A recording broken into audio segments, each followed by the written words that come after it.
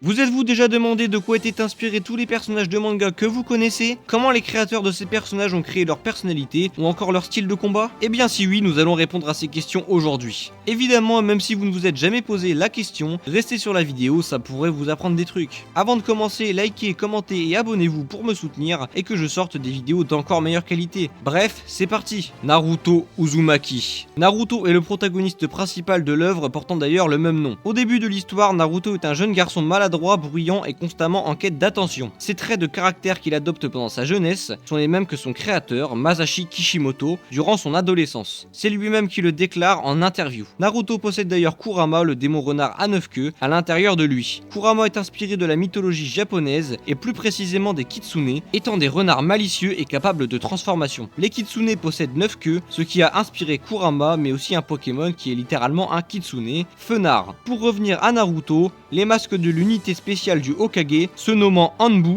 sont des masques représentant des kitsune. On peut donc voir Kakashi et Itachi porter ce genre de masque, qui est aussi présent dans Demon Slayer, notamment avec Sabito, qui en porte un également. T'es qui? Je suis Sabito. Sabito? Sabit? Oh, c'est rigolo. Muzan. Antagoniste principal de l'œuvre et roi des démons, je pense que vous savez tous que ce personnage a reçu de nombreuses blagues car il ressemble fortement à Michael Jackson. Et ce n'est pas confirmé, mais c'est très probable que Muzan en soit inspiré. Attendez, je vous reconnais. Vous êtes une blague beaucoup trop facile en rapport avec un grand artiste décédé. Billie Jean n'est pas mon amoureuse. Quoi? Ce n'est qu'une fille qui dit que je suis le one. C'est pas subtil. Même chapeau, même type de cheveux, teint pâle, la ressemblance est vraiment frappante. De plus, la manière de s'habiller de Muzan ressemble grandement à celle de Michael Jackson. Alors pour vous, coïncidence ou inspiration? Moi je pars très clairement sur une inspiration. Bref. Eren Yeager, personnage principal de l'attaque des titans, luttant pour la liberté et la survie de son peuple. Plus ses pouvoirs grandissent, plus ses choix deviennent radicaux, jusqu'à finir par devenir des décisions extrêmes. À la fin, on ne sait même plus s'il est le protagoniste ou l'antagoniste de l'histoire. Se tournant par rapport à ses idéaux qui deviennent de plus en plus extrêmes à chaque fois qu'il prend du pouvoir, eh bien c'est une inspiration du comportement de dictateur, et notamment celui de Tonton le H. Le pouvoir a rendu les deux fous, bien que personnellement je trouve que les deux l'ont toujours été, même avant leur prise de pouvoir. Son Goku. Personnage le plus iconique de l'histoire des mangas, même tes grands-parents le connaissent, il a inspiré les plus grands comme Luffy, Naruto et Ichigo, c'est le papa du Big Tree, mais avant de devenir une légende, Goku aussi s'inspire d'autres personnages du monde réel et fictif. Sun Wukong, autrement appelé le roi des singes, donne de nombreuses caractéristiques à Goku. Premièrement, on remarque la similitude entre leurs noms, Son Goku et Sun Wukong. Goku possède également une queue de singe et peut se transformer en Ozaru à la pleine lune, un peu comme les loups-garous en fait.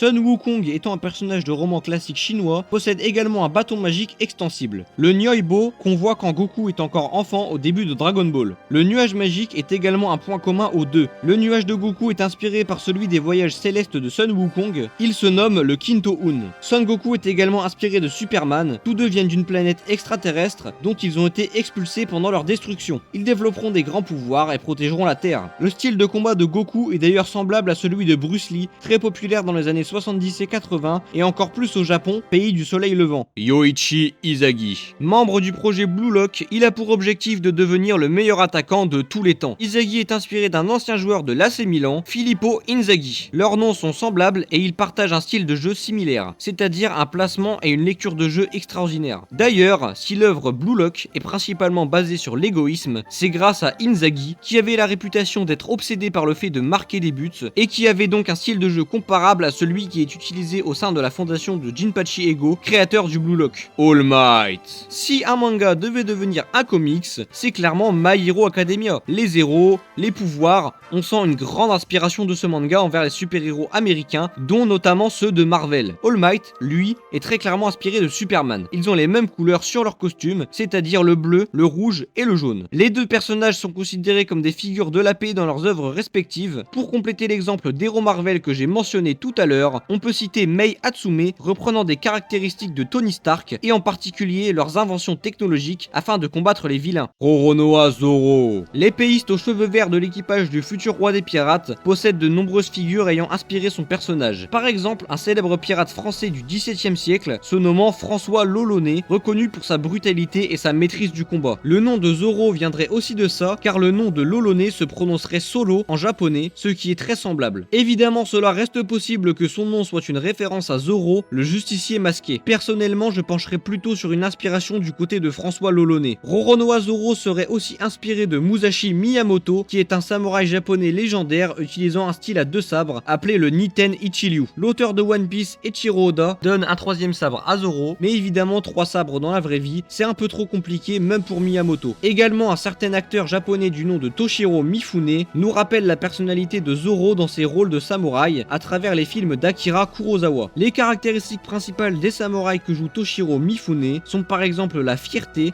la ruse ou encore une grande habileté martiale. Tous ces traits de personnalité représentent bien notre cactus national. Marshall D. Teach. Grand antagoniste du chef-d'œuvre qu'est One Piece, il porte le même surnom qu'un certain pirate de notre monde, Barbe Noire. Ce pirate de la réalité se nomme Edward Teach, encore une similitude au niveau du nom. Il était anglais et exerçait son rôle de pirate au XVIIIe siècle. Comme Marshall D. Teach, c'était un pirate extrêmement cruel et un énorme traître. Les deux possèdent une aura terrifiante qui leur permet de semer la terreur partout où ils passent. Dio Brando fait partie des antagonistes principaux de JoJo's Bizarre Adventure et possède un charisme ainsi que des pouvoirs exceptionnels, comme par exemple arrêter le temps avec son stand dont tout le monde a déjà entendu parler.